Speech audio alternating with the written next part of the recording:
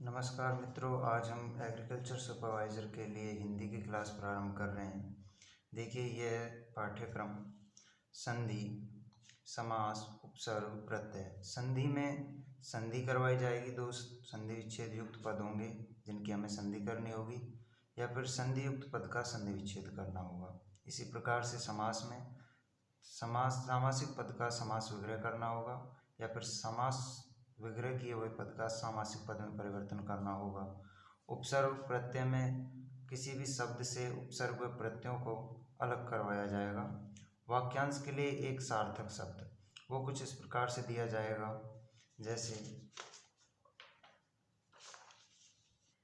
जैसे गगन को चूमने वाला गगनचुंबी कहलाता है, इत्यादि प्रकार से एक वाक्यांश मिलेगा जिसका हमें एक सार्थक शब्द निकालना है। शब्द युग्मों में दो शब्द दिए जाएंगे जो हमें एक जैसे लगेंगे लेकिन उनका अर्थ अलग अलग होगा। पर्यायवाची शब्द जो अर्थ में समान होंगे, विलोम शब्द जो अर्थ उल्टा प्रदर्शित करेंगे। शब्द शुद्धि, वाक्य शुद्धि। शब्द शुद्धि में हमें जो शब्द में त्रुटियां हैं उनको दूर करते हुए शब्द को शुद्ध करना है। इसी प्रकार से वाक्य शुद्धि है, इसमें पूरा वाक्य दिया जाएगा। शब्द शुद्धि और वाक्य शुद्धि में संधि, समास, उपसर्ग और प्रत्यय मूलतः इन्हीं को लेकर जो त्रुटियां हैं उन्हें हमें दूर करना है, अर्थात इनका ज्ञान होने पर हम स्वतः ही शब्द शुद्धि और वाक्य शुद्धि को अच्छे से कर लेंगे। इसके बाद पारिभाषिक शब्दावली और लोकोक्ति और मुहावरे। आज हम पहला टॉपिक शुरू करने जा रहे हैं, संधि। देखिए, संधि प्रारंभ करते हैं।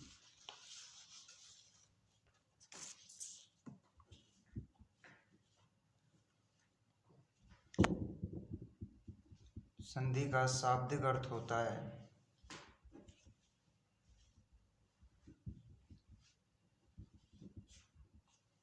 मित्रता। जब अब यहाँ पर इसका अर्थ निकालेंगे तो दो वर्णों की या फिर दो या दो से अधिक वर्णों की मित्रता होगी। ये इसकी परिभाषा हो गई, दो या दो से अधिक वर्णों की मित्रता। वो मित्रता किस प्रकार से होगी वो हम देखते हैं। जैसे एक उदाहरण लेते हैं, गणेश। इसमें गण धन ईश अर्थात ए व ई की मित्रता हुई है, जिससे नया शब्द निकल के आया हमारे पास ए, और वो ए ण में मिलने पर गणेश बन गया। अब ये गणेश है, ये संधि युक्त पद कहलाता है। ये संधि युक्त पद है, जबकि गणेश गण प्लस ईश ये संधि विच्छेद युक्त पद कहलाता है। युक्त पद। अब हम चलते हैं उस नियमावली की ओर जिससे हम किसी भी पद का संधि विच्छेद कर सकें और संधि विच्छेद युक्त पद को संधि में बदल सकें। इसके लिए हमें संधियों के भेद की ओर जाना होगा। तो जानते हैं संधियों के प्रकार। संधि हिंदी में 3 प्रकार की होती है।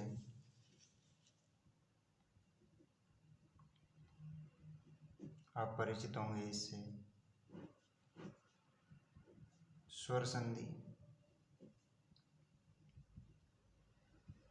व्यंजन संधि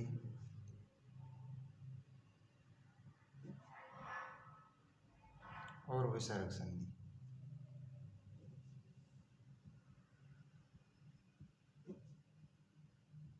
स्वर संधि में स्वर के बाद स्वर आता है और उससे कोई परिवर्तन होता है। व्यंजन संधि में व्यंजन के बाद स्वर हो या फिर स्वर के बाद व्यंजन हो तो भी चलेगा। स्वर के बाद व्यंजन, और उससे जो विकार आएगा, जो परिवर्तन आएगा, उसे हम व्यंजन संधि कहेंगे। विसर्ग संधि में विसर्ग का परिवर्तन होता है।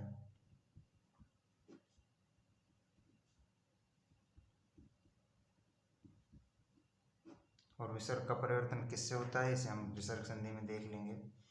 एक चीज़ और देखते हैं हम, ये जो गणेश बना था गण धन ईश से, ये गण है, ये इसे हम प्रथम पद कह सकते हैं, और ईश को द्वितीय पद। अर्थात स्वर संधि में प्रथम पद भी स्वर होगा और द्वितीय पद भी स्वर होगा। व्यंजन संधि में प्रथम पद व्यंजन हो, दूसरा पद स्वर हो, या फिर पहला पद स्वर हो, दूसरा पद व्यंजन हो, या फिर दोनों पद व्यंजन हो, तो भी व्यंजन संधि हो सकती है।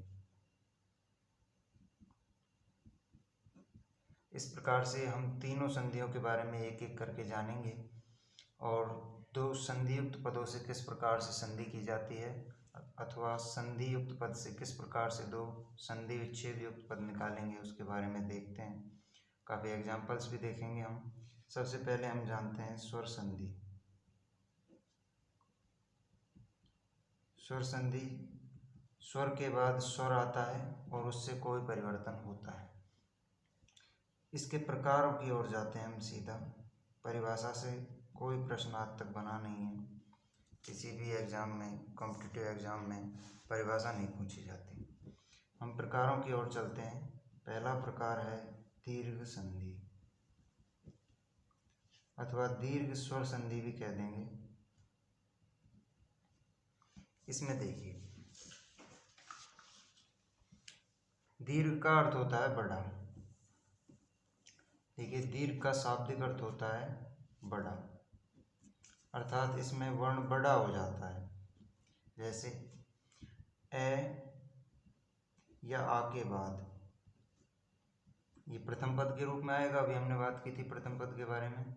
ए या आ के बाद ए या आ आने से आ बन जाता है, अर्थात देखिए हो गया ना बड़ा, दीर्घ संधि में आएगा। ई या ई के आने के बाद ई या ई आए तो दीर्घ ई हो जाता है।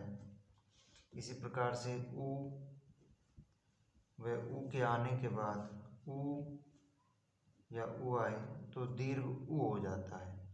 अब ये ए के बाद ए आए तो भी आ होगा, ए के बाद आ आए तो भी आ होगा, आ के बाद ए आए तो भी आ होगा, आ के बाद आ आए तो भी आ होगा। इसी प्रकार से ई के बाद ई बड़ी ई होगी, बड़ी ई के बाद छोटी आए तो भी बड़ी होगी, बड़ी ई के बाद बड़ी आए तो भी बड़ी होगी, और इसी प्रकार से ऊ में होगा। अथवा री के बाद दीर्घ री को इस प्रकार से लिखा जाता है,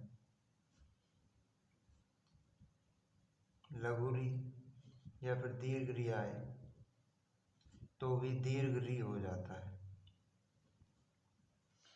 अर्थात दीर्घ संधि में बड़ा होगा, ए का बड़ा होगा, ई का बड़ा रूप होगा, ऊ का बड़ा रूप होगा, और री का भी बड़ा रूप होगा। अब देखते हैं हम इनके एग्जाम्पल्स। अब देखते हैं हम एग्जाम्पल्स को। देखिए, दीर्घ संधि में अभी हमने जाना था ए या आ के बाद ए या आ जाए तो दीर्घ रूप आ हो जाता है। देखिए यहाँ कैसे हुआ। दैत्य में अंतिम पद ये के बाद ए बचता है। यहाँ दैत्य में ए शेष है और यहाँ भी अरि में ए है, तो ए और ए मिलकर आ बना देंगे,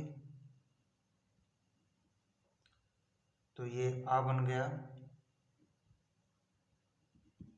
और जो संधि युक्त पद बनेगा वो बनेगा दैत्यारी।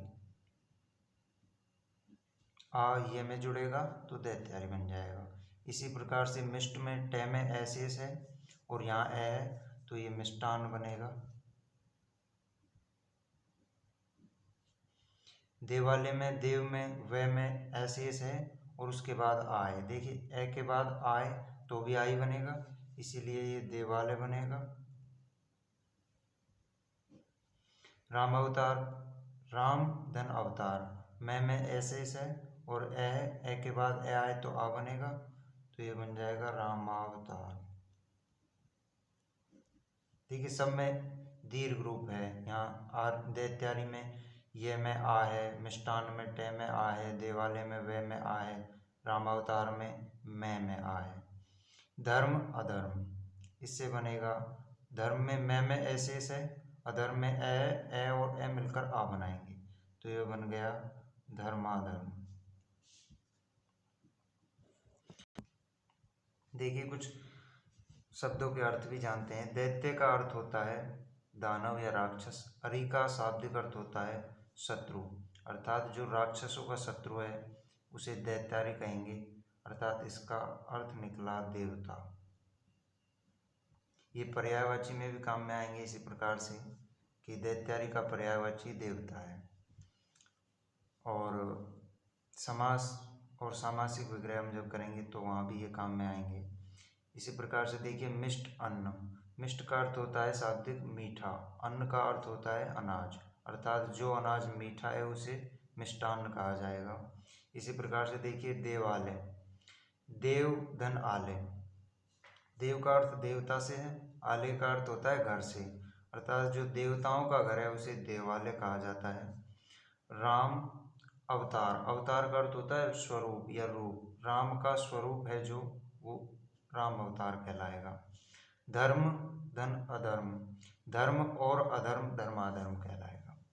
अब देखते हैं हम संधि से संधि विच्छेद की ओर जाते हैं। दो तरह से प्रश्न बनते हैं आपके संधियों में। एक तो संधि विच्छेद युक्त जो पद आएगा उसकी संधि करनी है, और एक संधि युक्त जो पद आएगा उसका संधि विच्छेद करना है। बजाय इस काम के ये काम थोड़ा मुश्किल है, लेकिन फिर भी इसे आसान बनाते हैं। देखिए इस प्रकार से मुरारी। अभी हमने देखा था दीर्घ संधि चल रही है। दीर्घ संधि में हमें दीर्घ स्वर को ढूंढना है। यहाँ पर दीर्घ स्वर आ है तो वो आ हमने पृथक कर लिया। देखिए इस प्रकार से मुर धन अरी। यहाँ मुरारी में मुरारी के टुकड़े करते हैं। देखिए एक बार, मुरारी में रा था और रे में आ शेष है, और आ इन कंडीशंस में बन सकता है। ए और ए के बाद भी आ बनेगा, आ और ए के बाद भी आ बनेगा, आ और आ के बाद भी आ बनेगा। अब हमें देखना है, देखिए मुरा यदि हम शब्द बनाते हैं तो वो कोई सार्थक शब्द नहीं होता, इसीलिए यहाँ तो हमें ए ही करना है जो कि हमने किया है मुर। और यदि आरी यदि कोई शब्द बनाएं तो आरी का अर्थ यहाँ नहीं निकलेगा। आरी होती है वैसे काटने वाली, लेकिन यहाँ उसका कोई अर्थ नहीं निकलेगा, यहाँ पर अरी का अर्थ निकलेगा। और अरी का अर्थ अभी हमने देखा था शत्रु होता है, अर्थात मुर का जो शत्रु है वो मुरारी कहलाता है। तो ये इसका संधियुक्त पद हो गया मुर धन अरी। और मुर का जो शत्रु है मुर नामक राक्षस का, वो श्री कृष्ण है, इसीलिए उन्हें मुरारी कहा जा सकता है। और वो पर्यायवाची के अंदर भी हम देखेंगे इसी प्रकार से। ये पर्याय भी हो गया मुरारी कृष्ण का। इसी प्रकार से देखते हैं, देखिए अपंग। अप धन अंग, इसका अर्थ निकलता है अपंग। अपांग का देखिए ए और ए मिलकर आ बनेगा, इसीलिए अपांग हो गया। और अपांग का शाब्दिक अर्थ निकलता है नेत्रों के कोर। नेत्रों का जो कोना होता है उसे अपांग कहते हैं।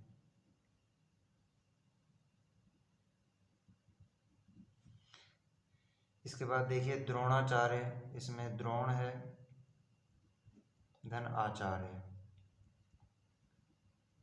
आचार्य शब्द से आप परिचित होंगे ही। ये देखिए हिम धन आलय।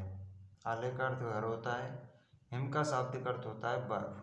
बर्फ का जो घर है उसे हिमालय कहते हैं। रेखांकित में देखिए रेखा। अब रेख कोई सार्थक शब्द नहीं है, इसीलिए हमने रेखा ही लिखा है। धन अंकित, रेखा के द्वारा जो अंकित है वो रेखांकित कहलाता है। इसी प्रकार से देखिए राम धन अयन। यहाँ पर रामायण हुआ। न का ण में किस प्रकार से परिवर्तन हुआ इसे हम व्यंजन संधि के नियमों में देखेंगे। फिलहाल हमें ध्यान देना है मैं का माँ कैसे हुआ। दीर्घ संधि के नियम से ए है और ए के बाद फिर से ए है तो आ हो जाएगा, और आ में जुड़ेगा तो माँ बन जाएगा, तो रामायण। अच्छा, इसका शाब्दिक अर्थ निकलेगा राम के बाद का। राम के जन्म के बाद की जो घटना है वो रामायण कहलाती है। इसी प्रकार से नार धन अयन, ये नारायण कहलाएगा। गिरीश में देखिए गिरी धन ईश। अब ये वो वाले एग्जाम्पल हैं जिनमें ए ई या ई के बाद ई या ई आए तो बड़ा ई हो जाता है, दीर्घ ई हो जाता है। देखिए री में बड़ी ई है और यहाँ भी बड़ी ई है, तो ये बड़ी ई हो जाएगी। अच्छा, गिरी में री बड़ी नहीं छोटी आती है, थोड़ा मिस्टेक हो गया। गिरी ई के बाद बड़ी ई आएगी तो बड़ी ई हो जाएगी, इसीलिए गिरीश बन जाएगा। इसी प्रकार से परीक्षा, परीक्षा में परी में छोटी ई आती है और इच्छा में बड़ी, इसी प्रकार से परीक्षा बन जाएगा। कवींद्र, कवि धन इंद्र। कपीस, कपि धन ईश। कपि को कहते हैं, वानर को कहते हैं कपि। वानर का पर्यायवाची है, अर्थात वानरों का जो भगवान है, जो देवता है, वो कपीस कहलाता है। और कपीस सुग्रीव को कहते हैं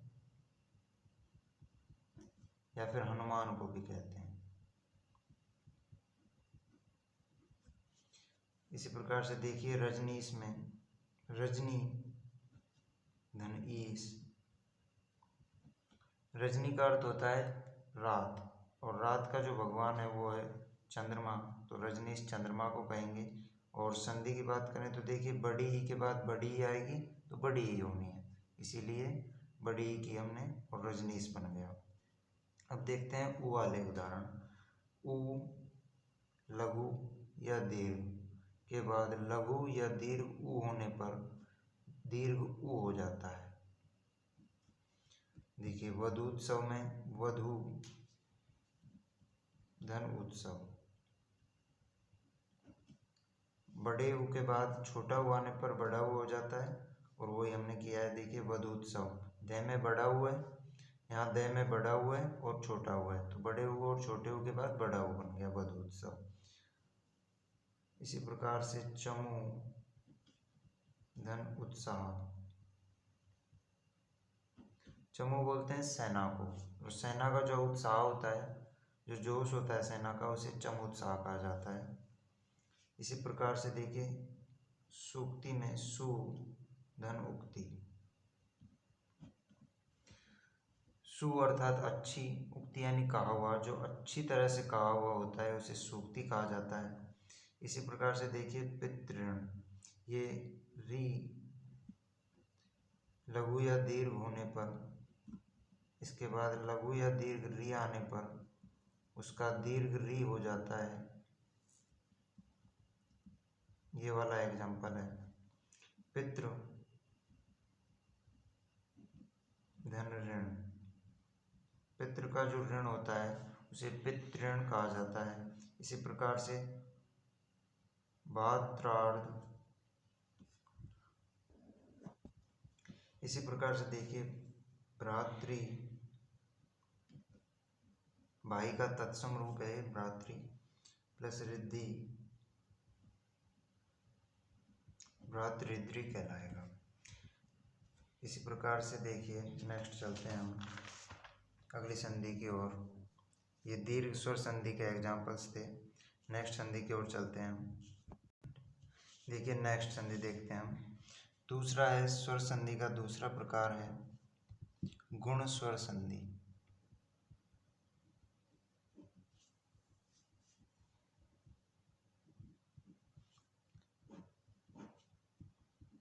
देखिए गुण संधि की में ए या आ के बाद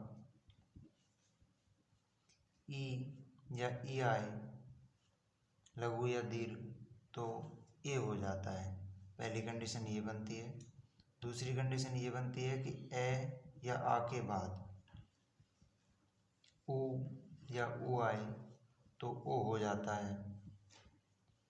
और तीसरी कंडीशन में ए या आ के बाद री आए तो अर हो जाता है। अर्थात प्रथम पद के रूप में ए या आई आना है, और द्वितीय पद के रूप में ई या ई आ सकता है, अथवा ऊ या ऊ आ सकता है, अथवा री आ सकता है, जिससे हमें क्रमशः ई और ई को ए में, ऊ और ऊ को ओ में, और री को अर में परिवर्तित कर देना है। अब चलते हैं गुण स्वर संधि के एग्जाम्पल्स की ओर। देखिए चलते हैं गुण स्वर संधि के एग्जाम्पल्स की ओर। स्वेच्छा, ये संधि युक्त पद हैं, इनके हमें संधि विच्छेद करना है। तो देखिए स्व का अर्थ होता है स्वयं का, और दूसरा पद है इच्छा, अर्थात स्वयं की इच्छा स्वेच्छा कहलाती है। अब देखिए यहाँ पर वह में ए या आ हो, प्रथम पद के रूप में हमारी पहली कंडीशन थी वो पूरी हो गई। दूसरे पद के प्रारंभ में ई या ई हो, यहाँ पर ई है तो ए हो जाएगा और ए हुआ। वह में ए जुड़ा तो स्वेच्छा बन गया। इसी प्रकार से देखिए सर्व का अर्थ होता है सभी, और दूसरा पद है ईश्वर, अर्थात सभी का जो ईश्वर है वो सर्वेश्वर कहलाएगा। वह में ए है और ए और ई मिलकर ए बनाएंगे, और वह ए में मिलेगा तो सर्वेश्वर बन जाएगा। इसी प्रकार से देखिए गण धन ईश, गणों का ईश या गणों का स्वामी जो है वो गणेश कहलाता है। ण में ए है और ए के बाद ई है तो ए बन जाएगा, और ए ण में जुड़ेगा तो गणेश बन जाएगा। इसी प्रकार से देखिए राका धन ईश। अब यहाँ पर हमने राग इसलिए नहीं किया क्योंकि वो कोई सार्थक शब्द नहीं है। राका का अर्थ होता है रात, रात का जो देवता है वो राकेश कहलाता है, अर्थात चंद्रमा। इसके बाद देखिए अपेक्षा, अप धन इच्छा, ए के बाद ई आए दीर्घ ई तो ए बन जाता है, और ए पै में जुड़ेगा तो अपेक्षा बन जाएगा। इसी प्रकार से देखिए महेश में महा धन ईश, प्रथम पद के अंत में आ है में, और द्वितीय पद के प्रारंभ में ई है और मिलकर ए बनेंगे, है में ए जुड़ेगा तो महेश बन जाएगा। इसके बाद देखिए गुडाकेश, इसमें गुडा का प्रथम पद है धन ईश, ईश द्वितीय पद है। इसे हम थोड़ा विस्तार से देखते हैं। देखिए किसी भी शब्द के टुकड़े इस तरह से कर लीजिएगा, यदि आपको संधि विच्छेद करने में समस्या है तो इस प्रकार से देखिए गै में उ है, लघु उ है, उसके बाद डे में आ है, उसके बाद कै है और कै में आ है, अर्थात प्रथम पद के अंत में आ है और उसके बाद ईस में ई है, और ई आ और ई मिलकर ए बनाएंगे तो ए आधन ई ए बनाएंगे, और ये ए कै में जुड़ेगा तो के बनेगा। ये देखिए के बन गया। तो गै में उ जुड़ा गु, डे में आ जुड़ा डा, के निकल ही आया इन तीनों पदों से के और से, अर्थात देखिए संधि युक्त पद बन गया ना गुडाकेश। इस प्रकार से आपको संधि भी कर लेनी है। हम संधि विच्छेदों की ओर बात कर रहे हैं। प्रेत में प्र प्लस इत, प्र उपसर्ग है जिसमें ए है और ए के बाद ई है तो प्रेत बन गया। इसके बाद देखिए सूर्योदय में सूर्य प्लस उदय, इसी प्रकार से जन्मोत्सव में जन्म धन उत्सव, इसके बाद से धन उदाहरण, अर्थात उदाहरण के साथ। से में ए है और उसके बाद उ है, वही कार्य हो रहा है। चंद्र धन उदय, ए के बाद उ तो ओ बन जाएगा।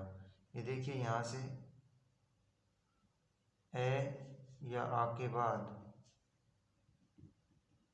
उ अथवा उ होने पर इसका परिवर्तन ओ में हो जाता है, और वही कार्य हो रहा है यहाँ पर। देखिए सूर्योदय में ए के बाद उ हो तो ओ बन गया, और ओ ये में जुड़ा तो यो बन गया। देखिए सूर्योदय में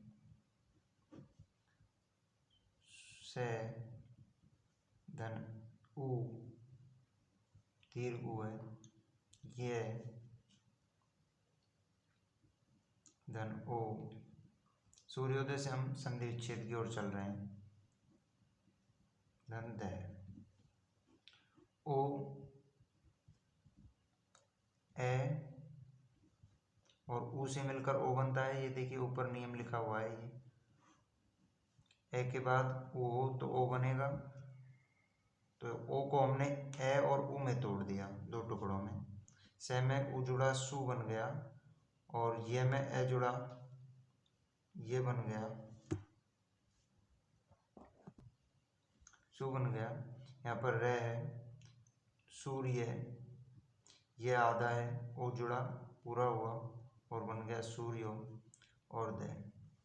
तो इस प्रकार से देखिए ये संधियुक्त पद फिर से हमें प्राप्त हो गया, और संधि विच्छेद सूर्य धन उदय। इसी प्रकार से परोपकार में पर धन उपकार। उसके बाद मंदोदरी में मंद धन उदरी। मंद अर्थात छोटा, उदर यानी कि पेट होता है, जिसका पेट छोटा हो वो मंदोदरी कहलाती है। नरोत्तम में नर धन उत्तम, अर्थात जो पुरुष उत्तम हो उसे नरोत्तम कहेंगे। इसी प्रकार से देखिए यथा धन उचित, अर्थात आ है, देखिए प्रथम पद के अंत में आ है और द्वितीय पद के प्रारंभ में ऊ है तो ओ बन जाएगा, और थे में ओ जुड़ेगा तो थो बन गया और संधियुक्त पद बन गया यथोचित। इसी प्रकार से देखिए सागर धन उर्मी। अब देखिए प्रथम पद के अंत में ए है और द्वितीय पद के प्रारंभ में ऊ है, दीर्घ ऊ, तो बन गया ओ, और रे में ओ जुड़ा तो सागर उर्मी। लेकिन इसके दो अपवाद भी हैं, देखिए प्रे धन ऊढ़ और अक्ष धन ऊहिणी। यहाँ पर देखिए प्रे में ए है और द्वितीय पद के प्रारंभ में ऊ है, ए और ऊ मिलकर ओ बनाते हैं, लेकिन यहाँ अपवाद स्वरूप ओ न बनकर औ बनेगा, और जब प्रे में औ जुड़ेगा तो प्रौढ़ बन जाएगा, न कि प्रौढ़। इसी प्रकार से अक्षौणी में छ में ए है और यहाँ पर द्वितीय पद के प्रारंभ में ऊ है तो ओ न बनकर औ बनेगा और अक्षौणी बन जाएगा। ये दो अपवाद हैं जो हमें देखने हैं। इसके बाद देखिए ग्रीष्म ऋतु, ग्रीष्म ऋतु, ग्रीष्म धन ऋतु। ये देखिए वो नियम जो हमने देखा था कि ए या आ के बाद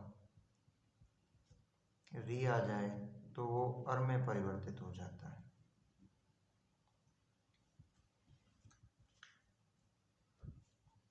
ग्रीष्म में मैं में ए है और उसके बाद ऋतु में री द्वितीय पद के प्रारंभ में है, तो इससे बनेगा अर। और जब ग्रीष्म में और यहाँ पर तू बचा